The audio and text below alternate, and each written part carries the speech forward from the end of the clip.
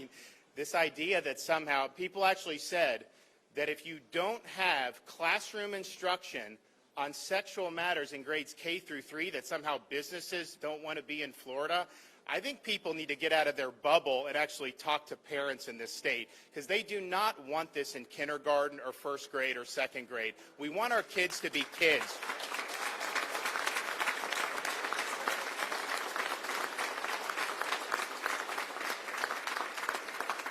And I also think some of these businesses, you know, they couldn't even operate in some of these other states for a long time. Not only were they able to operate, some of them, I told them to get open earlier than they were even comfortable doing. And so we've got a great business climate. We have the lowest per capita tax burden in the country.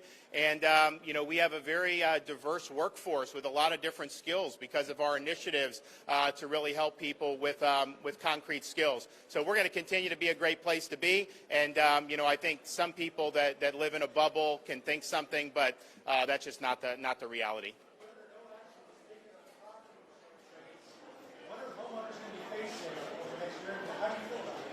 I think it's pretty clear. If you look what's in our economy, every single thing is going up very, very quickly. We've never seen inflation like this for 4 decades. I think you're likely to see a lot of key things go up more, unfortunately. I think you have a lot of inflationary pressures. You know, they've printed trillions and trillions of dollars in the last year or 2 years. And what's been the result? You've had really record inflation. I think people are seeing that across the board. I supported a lot of the stuff that the Senate was talking about on a variety of these things. I stand ready to do even more. But people should just be prepared. The gas, the groceries, utilities, all these things are going to go up in an era of Bidenflation. That's just the reality. What do you think? I said what I said, and of course I will do that. So they haven't sent it to me yet, but when they do, you know, we will go ahead and do that, and hopefully, you know, we're able to agree on a product.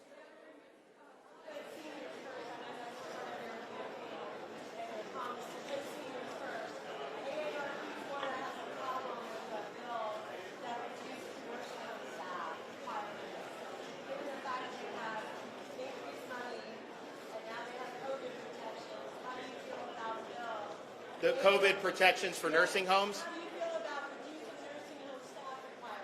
Oh, well, look, I mean, I think that we're in a situation where it's very hard to find staff. I think what Wilton and Chris were able to do with the reimbursements, you know, that was a huge, huge lifeline.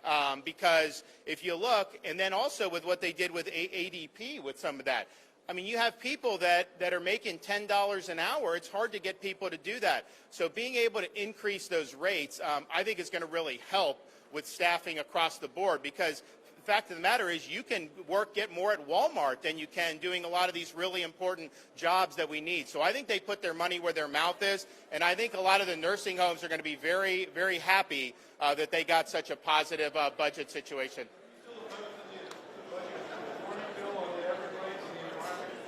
Well, I was opposed. I mean, it's much different now. I mean, there were things that I was very much opposed to. You know, it's been changed dramatically, and so I think that the concerns I had are certainly not as acute. Now, I haven't sat down and read everything on it, but that is a dramatically different posture today than it was a month ago.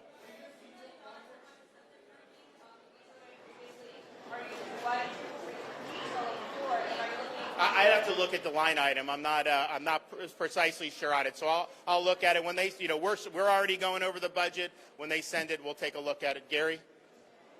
Thank you, Governor. To get back to redistricting, yes, they haven't sent the bill to you, but as you may have seen, 2 lawsuits have already been filed. I guess is it your intention to veto and then call them back in special session? I think we're going to discuss, you know, the next steps. I mean, I think obviously there's different things that are going on when it comes to this, but I think people should just be very confident in the fact that when I get it, we will do it. We will lay out a lot of the objections that we have, like we have previously, but I think we'll do it in even a more thorough fashion, and then we can kind of go on from there. You know, I think part of the breakdown is just relies on the fact that They are going off certain court decisions the last decade, and I respect that. But quite frankly, if you take that meaning of how they're interpreting the state constitution the way they are, I don't think that complies with the federal constitution. That issue has never been brought squarely. You know, it may end up being brought squarely here, but that has been, I think, the biggest rub that we're doing. My view is, you know, let's do it in a way that is going to be consistent with both documents. But we'll get there.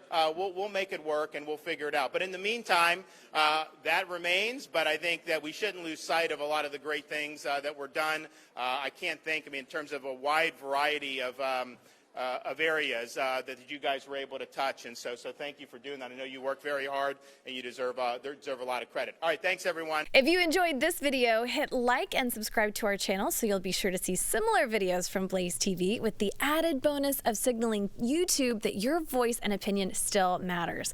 And if you're looking for more great conservative content, check out one of the 2 videos suggested here.